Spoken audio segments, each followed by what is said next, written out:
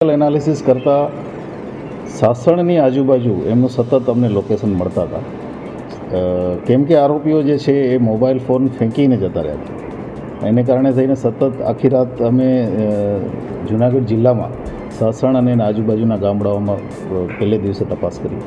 ત્યારબાદ અમે એમના પોતપોતાના જે ડાઉટફુલ લોકો હતા એના લિસ્ટ બનાવી, અગાઉના ગુનાઓમાં સામેલ હોય, એમના સોશિયલ મીડિયા કોન્ટેક્ટ હોય, એમના CDR એનાલિસિસ, એના આધારે લિસ્ટ બનાવીને જે ડાઉટફુલ લોકો હતા એમના તમામના ઘરે તપાસ ચાલુ કરેલી.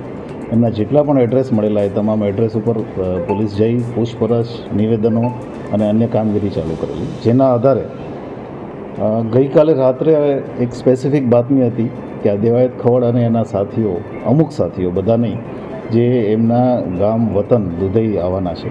એના આધારે પોલીસની ટીમ ત્યાં વોચમાં જ હતી. ત્યાંથી આજે વહેલી સવારે દેવાયત ખવડને એને અરેસ્ટ કરેલા છે અને એ સિવાય બીજા 3 માણસો જે છે એ જૂનાગઢ જિલ્લાના ગાદોઈ ખાતેથી અરેસ્ટ કરેલા છે.